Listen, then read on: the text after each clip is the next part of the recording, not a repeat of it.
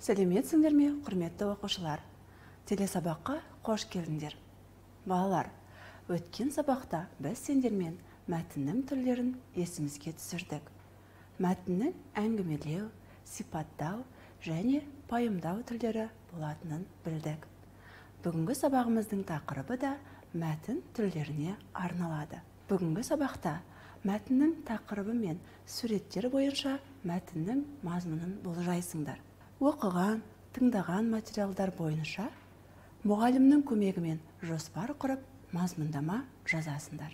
Балалар, бізге берілген тақырып пен сурет бойынша өлеңнің мазмұнын болжап көріңдерші. Суретке мұқият қараңдар. Суреттен түлкіге шабуыл жасап жатқан бүркітті көруге болады. Өлең қырағы қыз бүркіт туралы болуы мүмкін. Болжамымыздың дұрыстығын тексеру үшін өлеңімізді мұқият оқиық. Бүркіт. Бүркіт ірі қайратты, сұлу әрі айбатты. Көтеріліп тым биік, көзбен шолар аймақты. Бүрген жерін жылады, жүректі әрі қырағы. Бүркіт алғыр текті құс, ең мықтысы қыраны. Балалар, біздің болжамымыз дұрыс келді ме? Дұрыс келді. Өлең бүркіт туралы екен. Балалар, бұл мәтіннің қай түрі? Дұрыс айтасыңдар, сипаттау мәтіні. Себебі өлеңде бүркітті ірі, қайратты, сұлу, айбатты, жүректі, қырағы, алғыр, текті құс деп сипаттаған. Балалар, мәтінді түсініп оқиық. Қыран бейнесі еркіндік белгісі. Ол биік арманды білдіреді. Оның мәні әлемдік өркениетке ұмтылу, жету ниеті деген сөз. Аяқтан шалғысы келетіндерді топшысымен қағып, ерен қайрат көрсету бейнесі. Балалар, енді оқыған өлең мен мәтінді салыстырайықшы. Ұқсастығы мен айырмашылығы неде? Зат қайсысында бейнелі, қайсысында нақты суреттелген?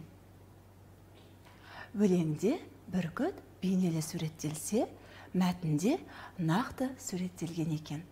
Балалар, бейнелі суреттеу дегенді қалай түсінесіңдер? Бұл сұрақтың жауабын өлеңнен таба аламыз. Өлеңде бүркіттің бейнесін ірі, қайратты, сұлу және мінез қасиетін айбатты, жүректі, әрі қырағы деп суреттеген. Міне балалар, бейнелі суреттеу дегеніміз осы. Біз мұндай мәтін түрлерін көркем мәтін деп атаймыз. Мәтінде бүркітті нақты суреттеген. Бұл мәтінді ғылыми мәтін деп атаймыз. Ғылыми мәтінде заттың қайда кездесетіні, сыртқы бейнесі, адам қалай пайдаланатыны түсіндіріледі.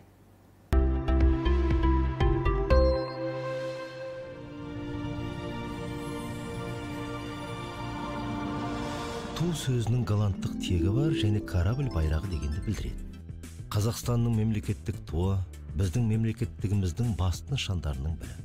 Бұл ұзындығы 2 метр және ені 1 метр, ортасында 32 шұғылалы күн, оның астында қалықтап ұшқан қыран бейнеленген көгілдір түсті тік бұрышты мата. Тудың сабының тұсында ұлттық өрнек тік шолақ түрінде нақышталған. Қазақстан Республикасының мемлекеттік туының авторы, танымал суретші, еңбек сіңірген өнер қайраткері Шәкен Ниязбеков. Мемлекеттік туды жасауға суретші жарты жыл уақыт жұмсады. Ол бүкіл әлемнің туларын зерделеп шықты. Қазақстанға өзіндік бірегей нұсқа қажет еді. Шәкен аға көгілдір түске, ашық таза аспан түсіне нақты тоқтады. Қажет реңкті ұзақ іздеуге тура келді. Тудың өзін шебер қолдан тікті. Алтын күнге қарай қалықтаған қыран мен жандағы өрнекті жылтыр материалдан қиып жасап, содан кейін оларды матаға үтіктеп жапсырды.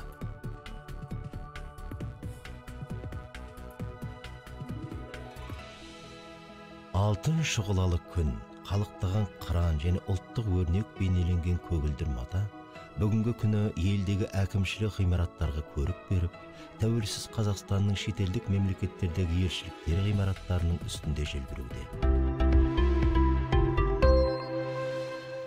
Балалар, мәтін мәтінді мұқият оқиық. Бұл құстың аты қызғыш. Ол далалы жерде мекендейді. Қызғыштың мойны қара жасылдау, ал арқасы жылтыр, бауыры мен екі бүйірі ақ түсті, қанаты жалпақ, тұмсығы түзу әрі қысқа болып келеді. Қызғыш жауынқұртпен, ұсақ қоңыздармен қоректенеді. Зиянды шыбын-шіркейлерді жеп пайда келтіреді. Балалар, мәтінге ат қойыңдаршы. Қандай ат қояр едіңдер? Мен қызғыш құс деп атар едім. Балалар, мәтін бойынша жоспар құрайық. Өздеріңе белгілі мәтіннің 3 бөлімі болады. Біріншісі кіріспе бөлім, екіншісі негізгі бөлім, және үшіншісі қорытынды бөлім. Балалар, кіріспе бөлімде мәтінде не туралы айтылғаны баяндалады. Мәтініміздегі кіріспе бөлім: бұл құстың аты қызғыш. Ол далалы жерді мекендейді. Балалар, бөлімге тақырыпша қояйық. Қандай тақырыпша қояр едіңдер? Қызғыштың мекені деп алайық. Негізгі ой мәтіндегі негізгі ойды айқындайды. Мәтініміздегі негізгі ой: қызғыштың мойны қара жасылдау, ал арқасы жылтыр, бауыры мен екі бүйірі ақ түсті, қанаты жалпақ, тұмсығы түзу әрі қысқа болып келеді. Балалар, бұл бөлімге қандай тақырыпша қоямыз? Құстың сипаты деп алайық. Қорытынды бөлімде мәтіндегі ойды қорытындылаймыз. Мәтініміздегі қорытынды бөлім: қызғыш жауынқұртпен, ұсақ қоңыздармен қоректенеді. Зиянды шыбын-шіркейлерді жеп пайда келтіреді. Бұл бөлімді оның пайдасы деп алайық. Балалар, осы жоспар бойынша мазмұндама жазыңдар. Жұмыстарыңды ұстаздарыңа тексертіп алыңдар. Балалар, мәтінді мұқият оқиық. Үкі жемін түнде аулайтын жыртқыш құс. Оның басы үлкен, көздері бақырайған, қауырсындары жұмсақ.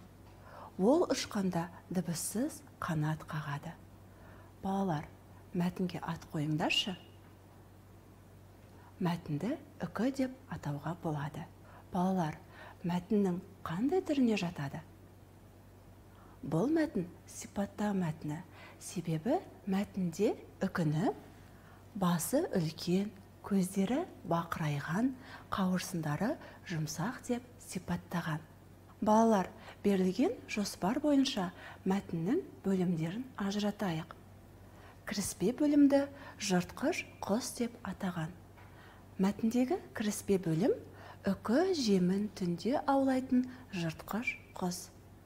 Екінші негізгі бөлімін үкінің сипаты деп атаған. Мәтіндегі негізгі бөлім: оның басы үлкен, көздері бақырайған, қауырсындары жұмсақ. Ол ұшқанда дыбыссыз қанат қағады. Балалар, бізде қай бөлім жазылмаған? Дұрыс айтасыңдар, қорытынды бөлім жазылмаған. Жоспарда қорытынды бөлімді оның пайдасы деп атаған. Қане, өзіміз жалғастырып көрейік. Балалар, жауаптарыңды салыстырып көріңдер. Үкі тышқан секілді кемірушілерді аулап пайда келтіреді.